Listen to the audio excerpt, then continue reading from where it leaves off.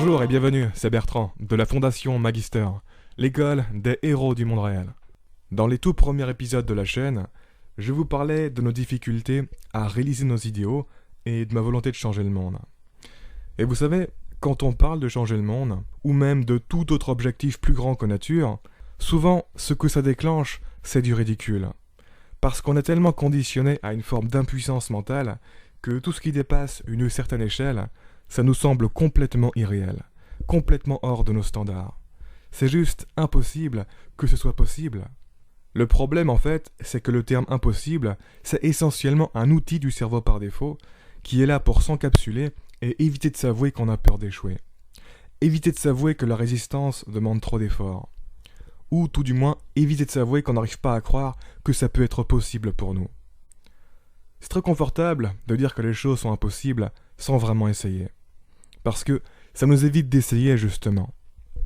Et donc, bien souvent, ce n'est pas que les choses sont catégoriquement impossibles, c'est soit que le risque d'échouer semble trop haut, soit que la quantité d'efforts à fournir pour dépasser la résistance est décourageante, soit que la chose paraît impossible car elle est incohérente avec toutes nos croyances, toute notre réalité et toute notre narration actuelle.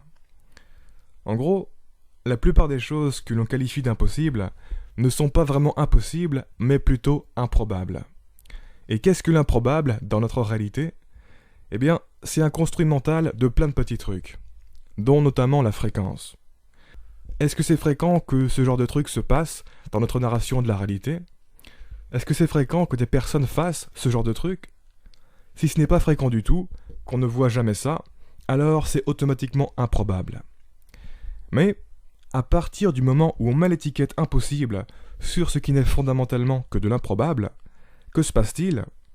Eh bien, l'improbable devient encore plus improbable, parce que l'on préjuge qu'il est impossible, et donc qu'on n'essaie même plus de l'envisager et de le rendre plus probable.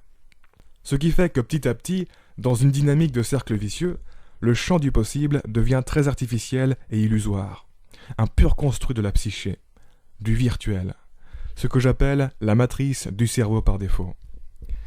Dit autrement, les choses que l'on peut imaginer, mais que l'on n'envisage même pas de croire, que l'on étiquette comme étant impossibles, n'arrivent pas dans le monde réel, en grande partie parce que l'on préjuge qu'elles sont impossibles, et donc qu'elles ne peuvent sortir du domaine de l'imaginaire.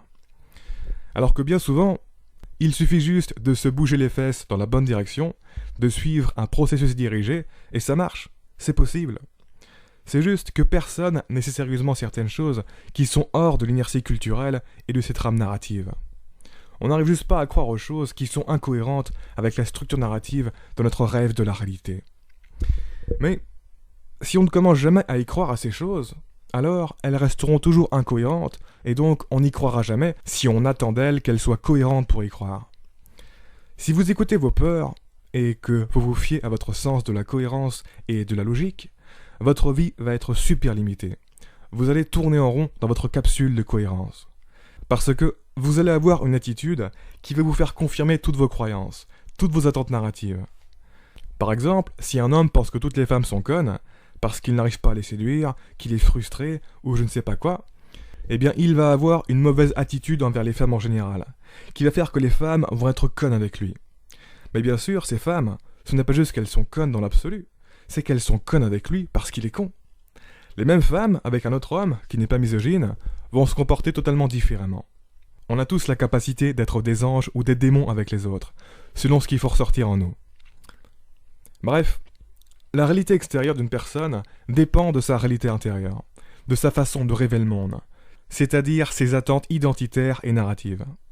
Parce que nos attentes identitaires et narratives définissent le comportement de notre organisme, et le comportement de notre organisme définit la réponse du monde extérieur, et les réponses du monde extérieur redéfinissent en retour nos attentes identitaires et narratives. Elles les cimentent. S'attendre à l'échec quand on entreprend quelque chose, c'est se conditionner à échouer. C'est impossible pour une personne de réussir à faire un salto par exemple, si elle le tente en ayant peur d'échouer, ou en se disant que c'est impossible. Elle va être crispée, il va y avoir un blocage psychologique, etc. Elle ne va pas du tout être dans les conditions de réussir. Comme je vous l'expliquais dans l'épisode 41, il faut bien comprendre que c'est notre cerveau qui crée notre rêve de la réalité. Et que notre cerveau, il ne change pas du jour au lendemain. C'est-à-dire que les trames narratives de votre futur proche sont globalement déjà écrites dans votre cerveau.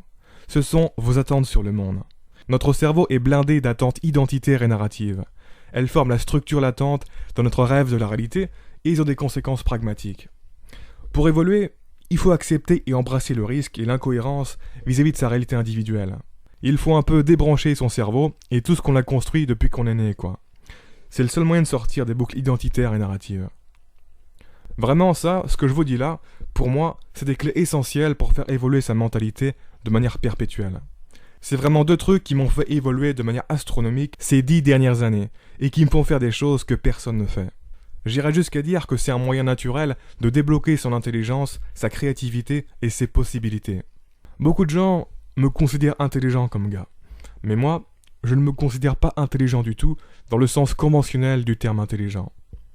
Ça m'arrivait souvent d'être à la ramasse par rapport aux autres pour comprendre les choses à l'école. Je suis vraiment nul et lent dès qu'il s'agit de raisonner sur des problèmes nouveaux, je me sens perdu. Je suis obligé de faire un foutu chantier de réflexion pour réussir le moindre truc. Ça ne me vient pas du tout seul.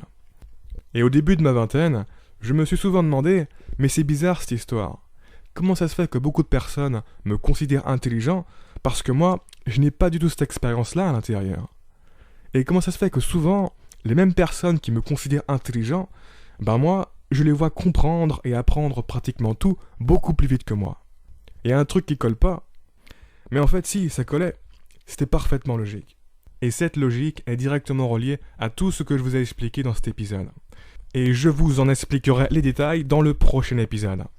En attendant, je vous invite à vous abonner si ce n'est pas déjà fait, à partager cette vidéo et laisser un pouce bleu si vous l'avez apprécié, ça m'aide pour le référencement. Quoi qu'il en soit, je vous remercie de m'avoir écouté jusqu'au bout, et je vous dis à très bientôt pour la prochaine vidéo. Ciao.